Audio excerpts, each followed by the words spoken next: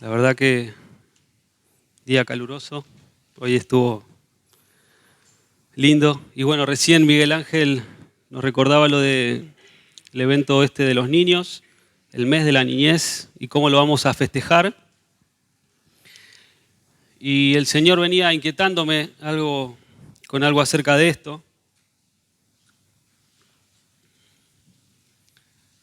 Qué importante el trabajo que se hace con los niños, ¿no?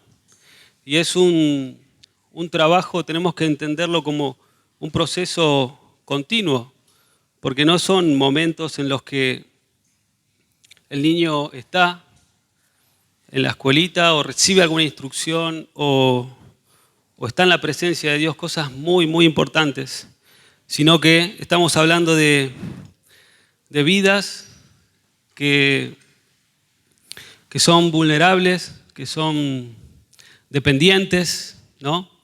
Como alguna vez también lo fuimos nosotros, y podemos quizás recordar cosas que hemos vivido de chicos y que han marcado nuestras vidas, la han marcado para bien y quizá también para mal, pero el Señor lo encaminó para bien. Amén. Porque así es el Señor. Su palabra rectifica nuestro camino. Me acordaba de eso que nos mencionaba el pastor, no recuerdo el nombre, que predicó en el retiro, Javier, ¿no? La palabra rectificando y llevándonos a donde el Señor quiere, a su voluntad. Pero no podemos dejar de pensar en este proceso y en este mes tan lindo para pensar en esto, en nuestros niños, ¿sí? Voy a hablar así de nuestros niños como iglesia, porque yo no tengo hijos todavía. Epa. Vamos a esperar un poquito más todavía. No me apuren, y si me apuran, peor todavía.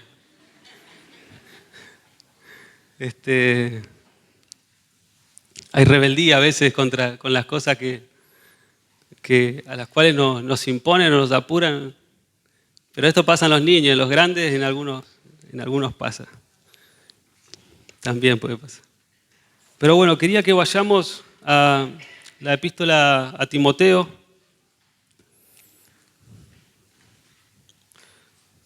Recordaba este pasaje, también me voy a valer de un sermón que recordé del pastor Daniel García, ya que está de moda acordarse de algo que dijo el pastor Daniel. No, pero él ha marcado nuestras vidas. Yo tengo recuerdos de sermones de cuando tenía 10 años, de haberlo escuchado, y ha bendecido mi vida. Y este pasaje, no es el sermón, no lo encontré, solamente recordé una reflexión de él acerca del versículo 5 del capítulo 1, pero vamos a leer a partir desde el 3 de 2 de Timoteo 1:3.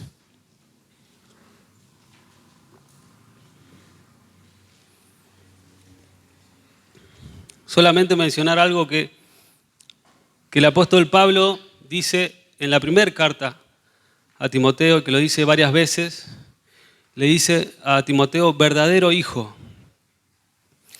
Y es una palabra que utiliza haciendo alusión a esa fe de Timoteo, verdadera, no fingida, una fe genuina, una fe fiel. Él era un hombre leal a Timoteo, a la obra del Señor. Y es hermoso ver cómo en esta segunda carta Pablo se encontraba en una celda, era prisionero. Él asimismo se decía prisionero de Cristo, porque él estaba entregado por completo al Señor. Pero en este momento también está en una cárcel. Y Pablo está preocupado por el futuro del Evangelio. Sí, él estaba desempeñando la tarea que el Señor le había pedido, pero a la vez estaba mirando más allá y no podía evitar preguntarse por el futuro del Evangelio, aunque sabía que el futuro estaba en manos del Señor y que el Señor de una u otra manera iba a llevar adelante su obra. Sí, pero el Señor lo hace a través de personas, amén, que se ponen en sus manos y que se dejan guiar.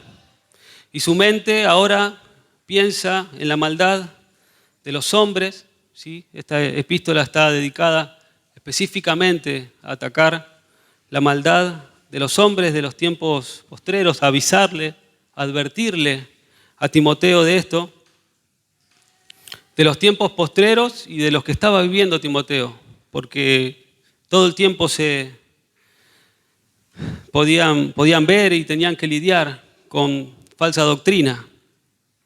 Su mente estaba ocupada en esto, estaba recordando esto. También recordaba la timidez de Timoteo. Algunos comentaristas, por la forma de las cartas, de la escritura de Pablo, ¿sí? Aseguran que tenía un carácter tímido y lo veía tan débil y veía tan fuerte a la oposición que él escribe esta carta desde la cárcel, prisionero, pero libre para seguir haciendo la obra del Señor y para seguir instruyendo y aconsejando a su hijo espiritual. Y dice el verso 3, voy a leer la versión NBI: al recordarte de día y de noche en mis oraciones, siempre doy gracias a Dios, a quien sirvo con una conciencia limpia, como lo hicieron mis antepasados. Y al acordarme de tus lágrimas, quizás estas lágrimas eran las de despedida de la última vez que se habían visto. Anhelo verte para llenarme de alegría. Traigo a la memoria tu fe sincera, la cual animó primero a tu abuela Loida y a tu madre Eunice, y ahora te anima a ti. De eso estoy convencido. Amén.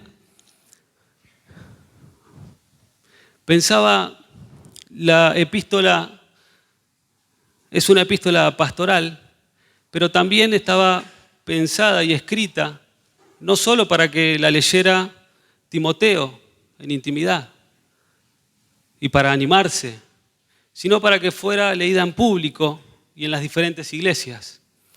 Entonces el apóstol escribe con esta intención también de que los demás puedan estar seguros de que él estaba seguro, porque lo había conocido, porque él había estado con él, de esta fe preciosa que tenía Timoteo. Pero resalta algo más todavía. No solamente la influencia que Pablo tenía en Timoteo, que había sido influencia espiritual, positiva para su ministerio, para lo que el Señor tenía para su vida, sino que destaca el trabajo de dos mujeres tan preciosas en el Señor, su abuela y su madre. Y el apóstol no menciona al padre, menciona el trabajo de la abuela y de la madre. ¿No? Qué hermoso ver cómo quizás el padre de Timoteo, muchos podemos especular y hacer algunas deducciones, ¿no? Pero qué hermoso ver cómo, aunque no lo menciona, no fue un obstáculo para que el Señor pudiera usar a estas mujeres para lo que tenía para Timoteo. Amén. Para instruir a Timoteo en el camino, para que él conozca la fe genuina del Evangelio. Si saltamos por un momento a Hechos capítulo 16,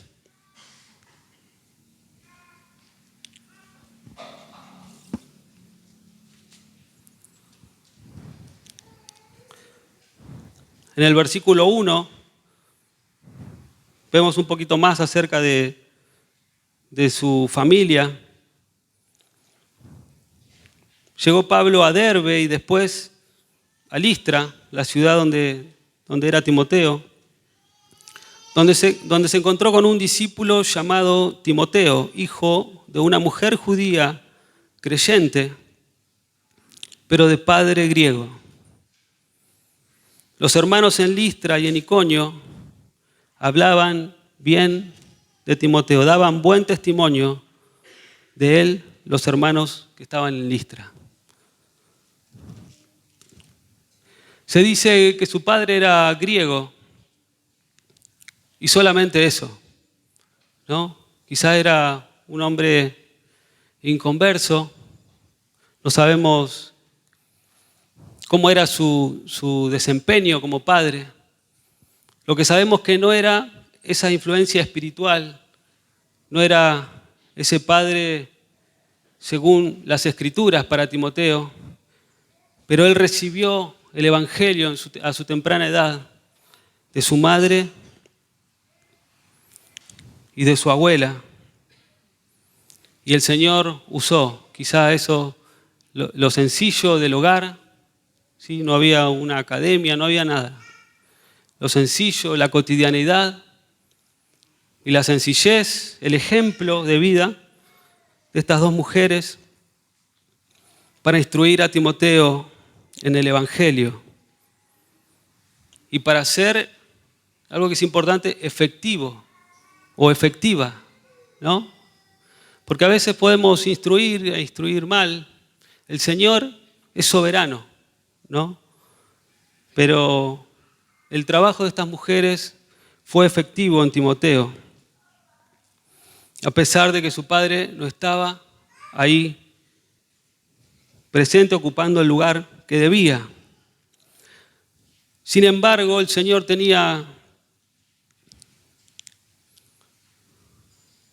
trabajo para Timoteo,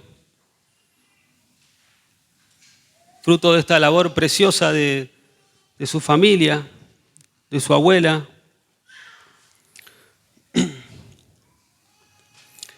Y por eso el apóstol Pablo lo resalta.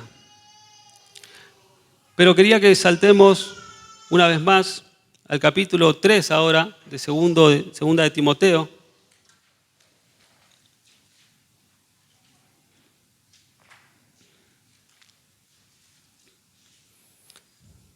Este capítulo es casi una profecía, es una profecía.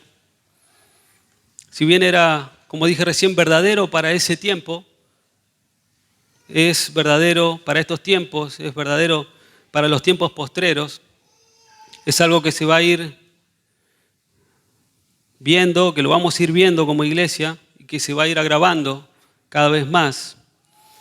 Dice el versículo 1, Pablo le escribe a Timoteo, también debes saber esto. En los postreros días vendrán tiempos peligrosos, porque habrá hombres, ¿sí? Estos tiempos peligrosos que el apóstol está mencionando aquí no tienen que ver con una enfermedad, no tienen que ver con un desastre natural. Estos tiempos peligrosos tienen que ver con hombres peligrosos, con hombres con ciertas características que él va a mencionar. Dice amadores de sí mismo, avaros, y hay una galería de características para identificarlos: soberbios, blasfemos, desobedientes a los padres, sin afecto natural, implacables, ¿sí? El apóstol Pablo está tratando de advertirle. En el primer capítulo le recuerda: Timoteo, acordate que yo sé que tu fe es genuina. De eso estoy convencido. Pero ahora en el capítulo 3 le dice lo que va a ver y lo que va a profetizar también para los últimos tiempos. El principal problema que le está marcando el apóstol Pablo es el carácter de estas personas. Amén. Es la forma de ser, ¿sí? Y pensaba cómo podemos ver todo el tiempo que la corriente de este mundo lo que intenta hacer es moldear el carácter de las personas cada vez desde una edad más temprana. El carácter de estos hombres va a ser usado también para moldear el carácter de todas las personas y los niños que van naciendo, como la corriente de este siglo. Y ese es el problema, no tanto algo externo, sino algo interno. Amén. Que van a tener estos hombres y que los describe.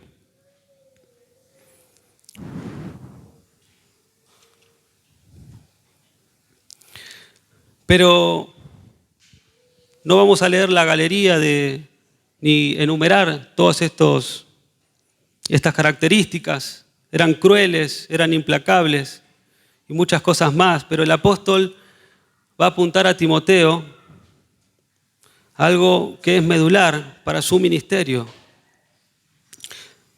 Dice el verso 14. Voy a leer la NBI. Pero tú permaneces firme en lo que has aprendido y de lo cual estás convencido, pues sabes de quién lo has aprendido. Pero tú persiste en lo que has aprendido y te persuadiste, sabiendo de quién has aprendido. Esta no es la soberbia de Pablo, es el amor de Pablo. Si él no se menciona así, pero él está queriendo apuntar a ese testimonio que él estaba haciendo para su vida. Persiste. Es lo primero que le dice y que lo podemos leer en muchas partes de este libro, de esta epístola. La batalla tiene que ver con estar firmes. Amén. Hace poquito nos predicaban acerca de la armadura de la fe, la armadura del cristiano, del creyente. Porque la batalla para nosotros es estar firmes. Si nos afirmamos en el Señor, si persistimos en la palabra, vamos a poder resistir esos embates. Porque la corriente de este mundo, con su innovación, tecnología, leyes, lo que queramos poner, va a luchar por querer amoldarnos a este siglo. Entonces, lo medular es nuestra conciencia, nuestro carácter. Y específicamente, el carácter de nuestros niños.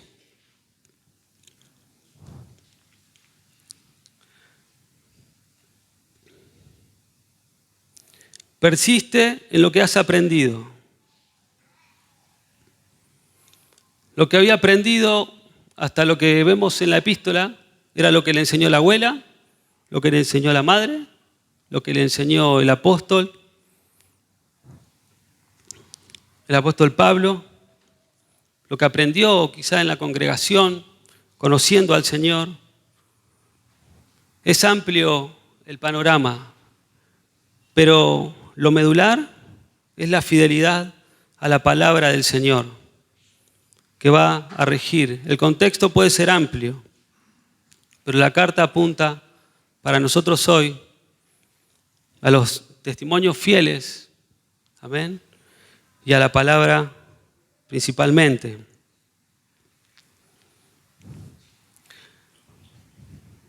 Pero no solamente le dice que persista, que resista a los tiempos malos, sino le tiene que recordar de vuelta de quién, sabiendo de quién has aprendido. Y Pablo se refiere a la influencia que él tenía sobre Timoteo, a todo el testimonio y el trabajo de discipulado que desarrolló sobre Timoteo, porque Pablo lo había guiado, también lo guió a Cristo, le dio la oportunidad de servir, le enseñó de dos formas, ¿sí? Le enseñó mediante la palabra y mediante el ejemplo. Y a veces quizá podemos recordar o mencionar la cita,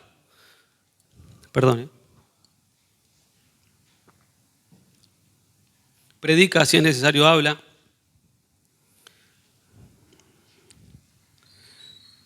Pero es necesario hablar. Es necesario predicar, hablar, abrir nuestra boca, predicar el Evangelio, porque la fe viene por el oír. Podemos ver ejemplos y sabemos que quizás algo de lo que más se ve es que la gente está cansada de que le hablen y que no vivan, ¿no? Y esto es lo que pensamos constantemente. La gente está cansada de ver que le hablen y que le hablen y que le llenen la cabeza y que nadie viva el Evangelio. Pero la fe viene por el oír. Y al oír, al hablar, quedamos responsables. No podemos evitar esa responsabilidad. Tenemos que hablar, porque eso va a atribuir a nosotros y va a redundar para la gloria del Señor. Porque si hablamos, ya está, somos responsables. Si no, pasábamos desapercibidos. Pero una vez que hablamos,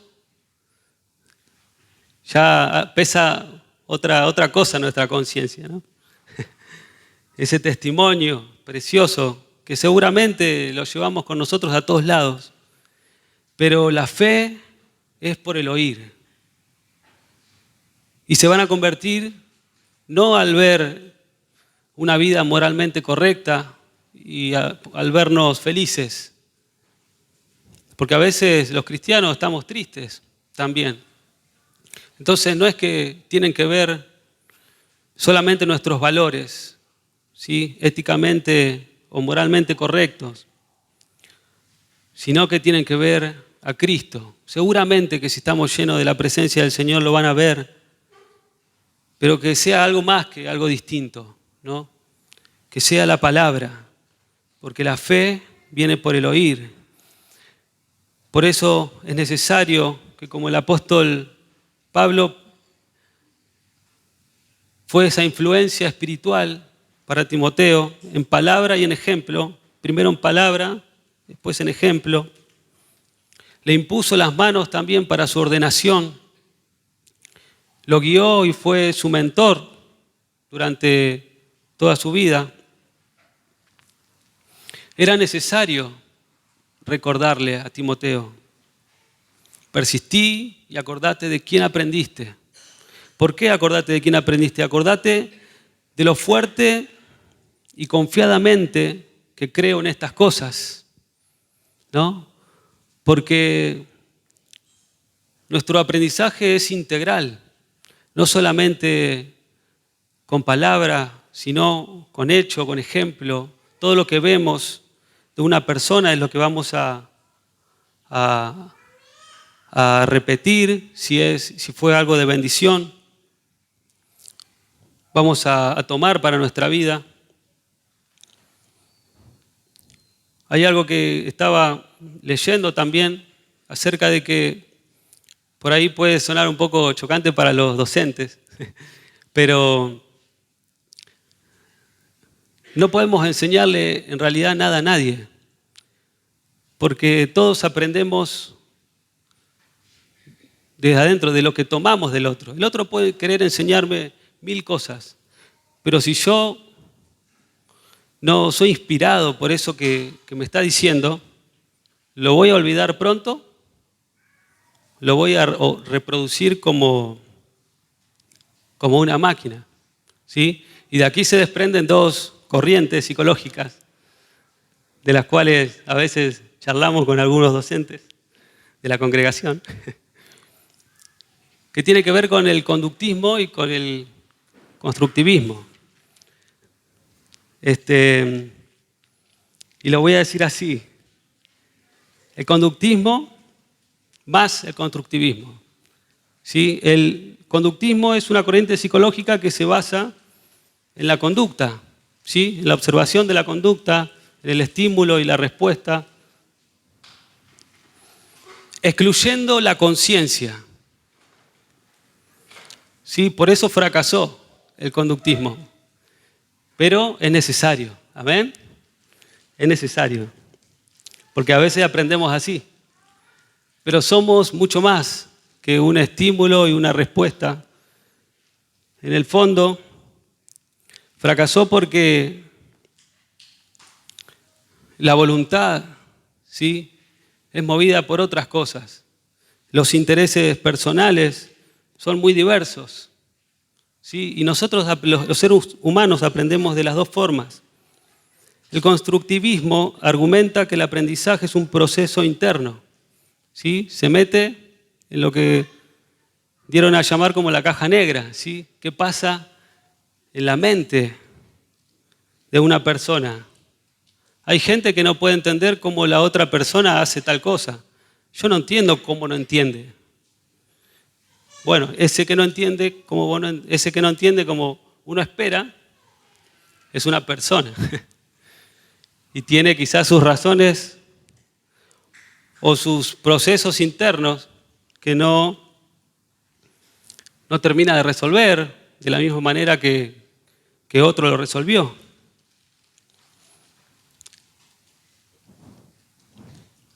El constructivismo argumenta que el aprendizaje es un proceso interno, se realiza a través de la interacción con el medio, ¿sí?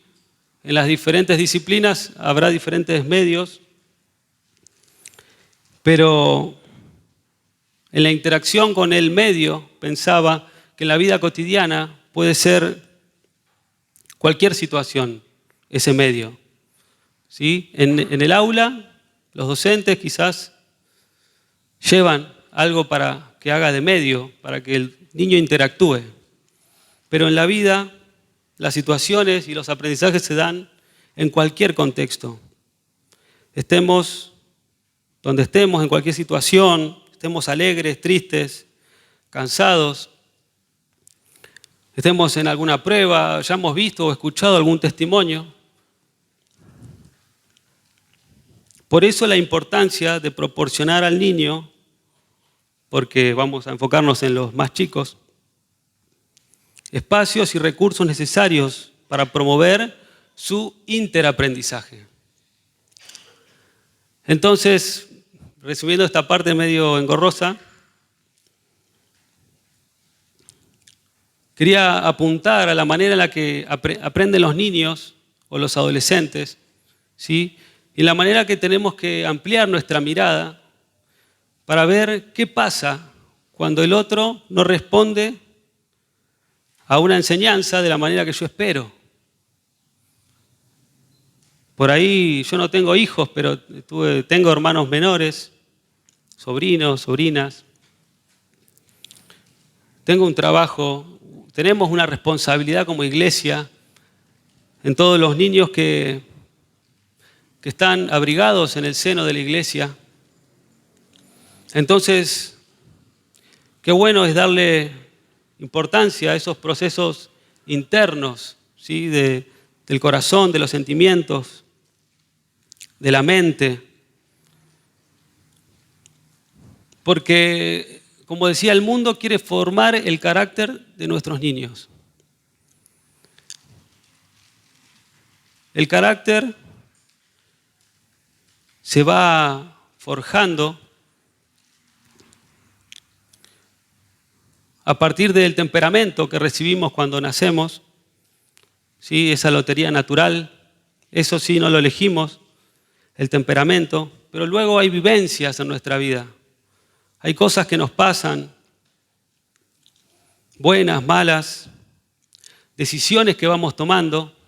Los niños van tomando decisiones también y van forjando predisposiciones, ¿sí? Y todo eso, el temperamento, las vivencias, ¿sí? Las enseñanzas que reciben en casa, en diferentes lugares, las decisiones que van tomando, van forjando ciertas predisposiciones a actuar de una manera, ¿sí? Y ese es nuestro campo de actuación como en esta tarea, quiero decir, en esta tarea de enseñar la palabra. Enseñamos todo el tiempo con nuestro ejemplo, pero para meternos específicamente en ese lugar, como adultos somos responsables de nutrir esas predisposiciones, enseñando la palabra, llenos de su presencia y siendo ejemplos. Enseñando la palabra, estando llenos de su presencia y obviamente siendo ejemplos de lo que estamos diciendo.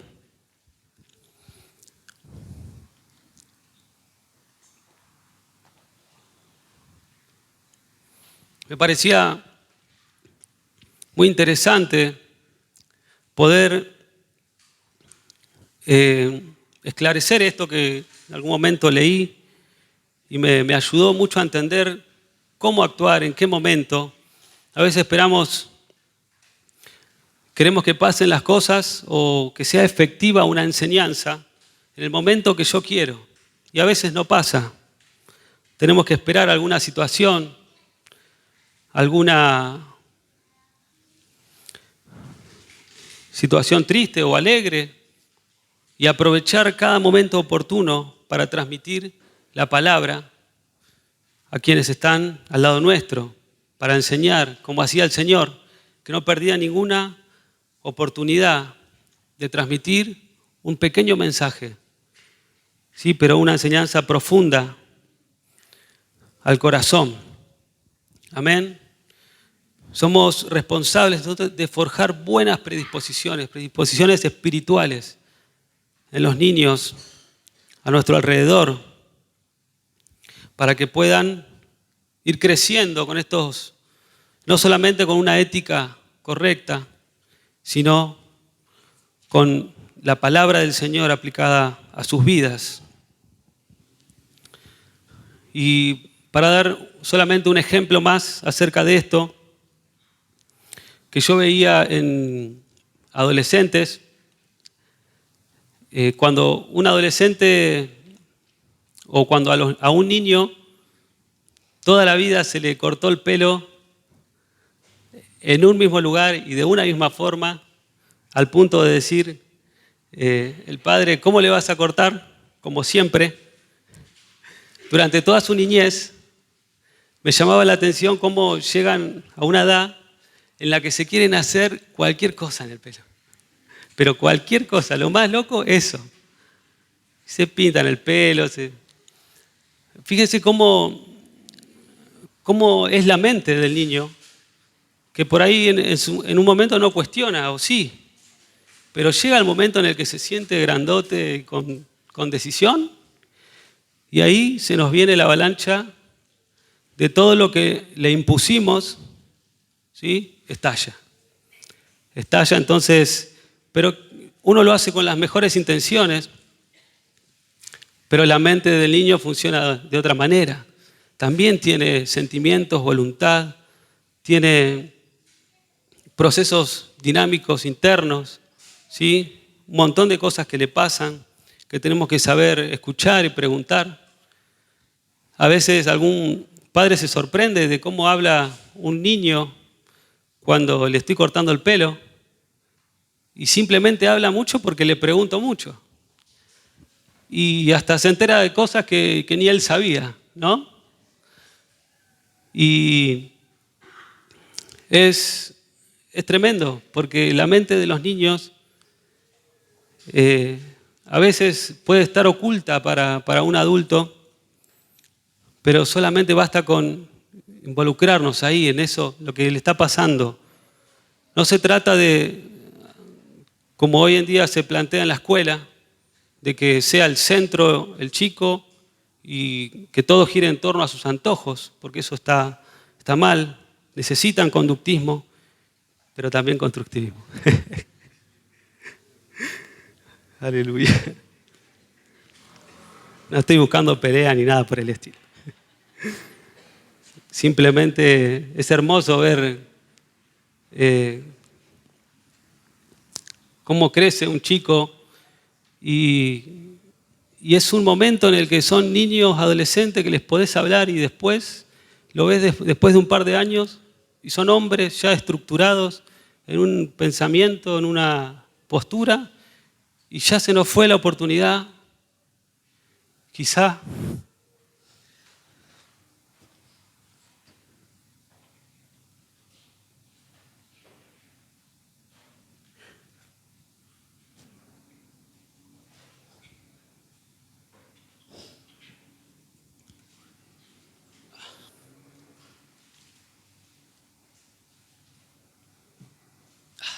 Ni tomar agua puedo.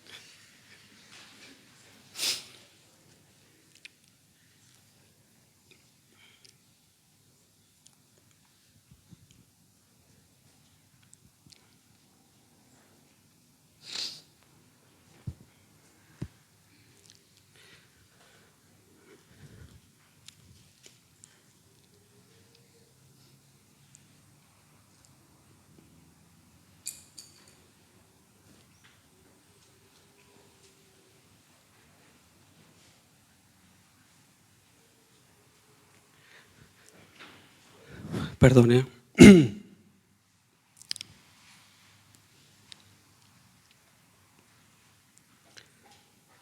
Sigue diciendo, para meternos rápidamente en lo que el apóstol Pablo le decía a Timoteo y cómo resalta ahora en el versículo 15 que desde la niñez, soy un maricón, perdón, has sabido las sagradas escrituras.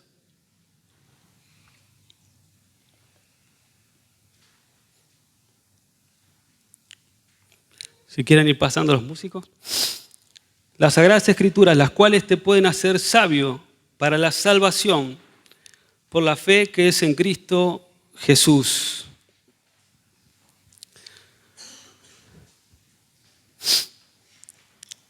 Y otra vez resalta la influencia positiva que eran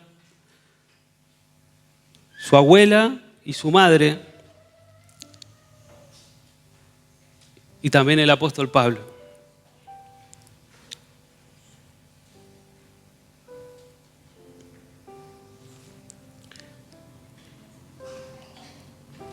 El apóstol Pablo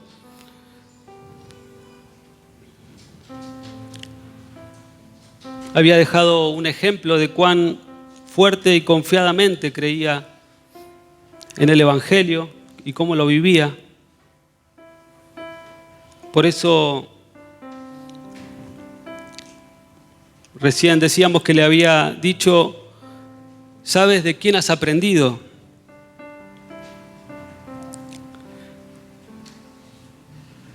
Acuérdate del amor con el cual creo estas cosas Y acuérdate de la urgencia con la cual creo estas cosas también. Porque el apóstol Pablo no perdía el tiempo, sino que lo aprovechaba de manera directa a lo que tenía que hacer. Y la influencia espiritual en un niño no empieza cuando está acá en la iglesia y ve quizás a hermanos comprometidos. Empieza desde chicos, es un proceso continuo y tenemos que darle importancia y abrir nuestra mente y nuestro corazón para atender todas sus necesidades. El Señor nos va a dar la sabiduría, amén. Se la tenemos que pedir.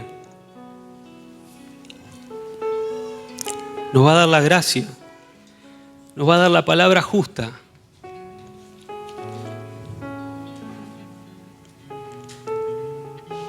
Si el Señor quiere y quiere llevar adelante esos planes, porque a veces quizá no va a pasar, porque Él es soberano y sabe cómo hace las cosas.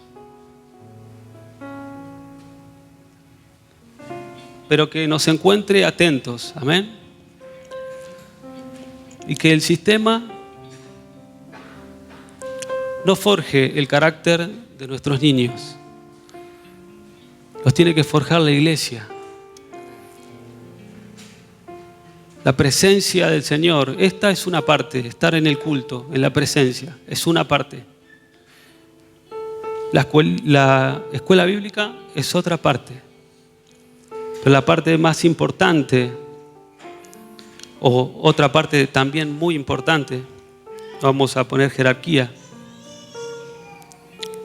es esa, en la cotidianidad. Cuando pasa algo, cómo actúa el Señor, cómo actúo espiritualmente, se lo puedo comentar. El otro día un niño chiquito me compartía un testimonio, una sanidad.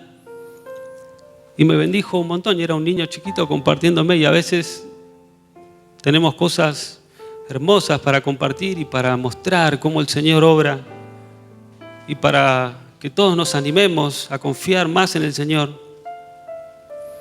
Y todo eso, todo lo que vivimos va forjando nuestro carácter. Pero qué hermoso que la iglesia esté ocupada en este punto, no dejar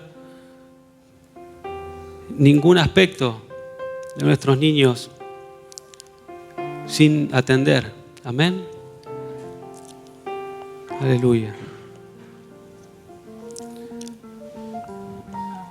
Aleluya. Señor, gracias por tu palabra.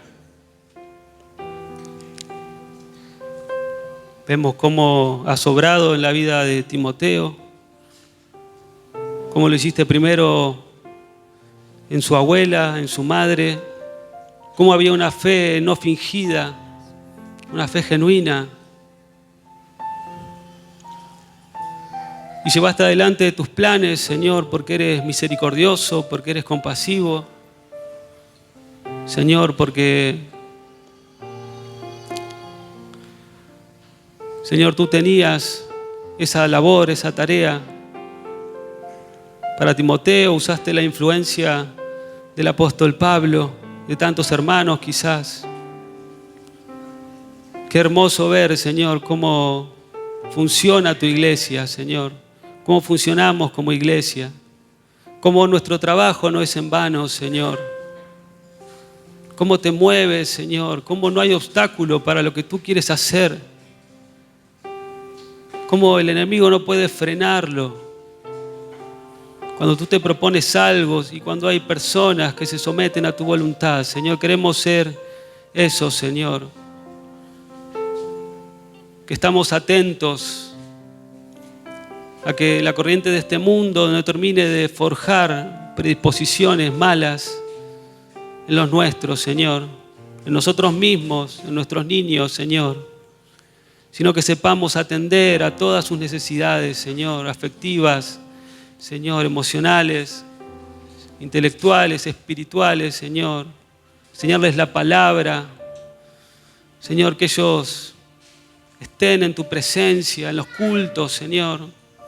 Gracias, Señor, por la iglesia, porque podemos animarnos los unos a los otros, Señor. Y confiar, Señor, estar confiados en lo que harás, así como confiamos en lo que harás en nosotros, Señor, en los que vienen detrás también, Señor. Aleluya, Señor, bendito seas.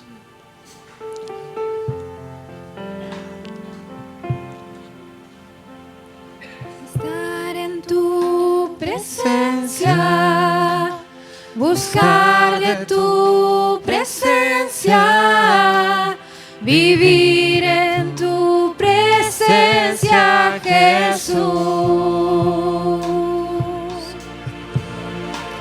Estar en tu presencia, buscar de tu presencia. Aleluya. ¿Qué te parece si te pones de pie? Comenzamos a terminar. En tu presencia, Jesús. Aleluya. Mi adoración el cielo llenará, dulce canción mi Dios recibirá. Mi adoración el cielo llenará, dulce canción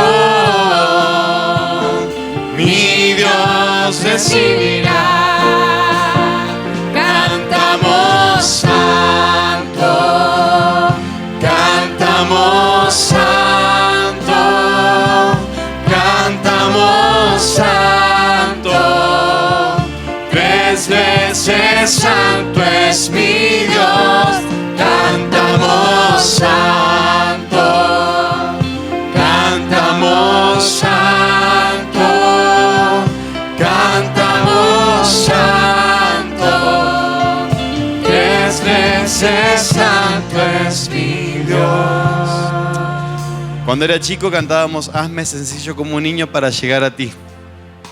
Es un trabalengua esa canción. Eso que comenzó describiendo Nico acerca de un niño, son vulnerables, son débiles, son crédulos. Es lo bueno que tenemos, es lo que tenemos a favor. Por eso el Señor dice que tenemos que ser como niños, creer todo lo que Él dice, ser vulnerables a su palabra. Esos son los aspectos. Es eso lo que tenemos a favor, esa debilidad del niño. Y es una guerra de influencias la que tenemos que librar en este tiempo.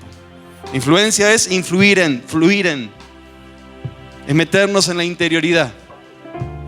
Y siempre es muy gracioso, pero decimos, es que son tan rebeldes, es que... Y si sigo haciendo lo mismo, voy a tener siempre el mismo resultado. Hay cosas que quizás yo tengo que cambiar para fluir en su interioridad de una forma distinta y hacer más atractiva la palabra de Dios. Se trata también de lo que nosotros podemos hacer para que ese niño construya sobre eso, como impacto su interioridad. Está bien en una época de nuestra vida donde al pibe le tenemos que decir no. ¿Por qué? Porque no, porque soy tu papá, ¿viste? Eso es conductismo puro. Ya está. Así le pones los límites. No te puedo explicar demasiado.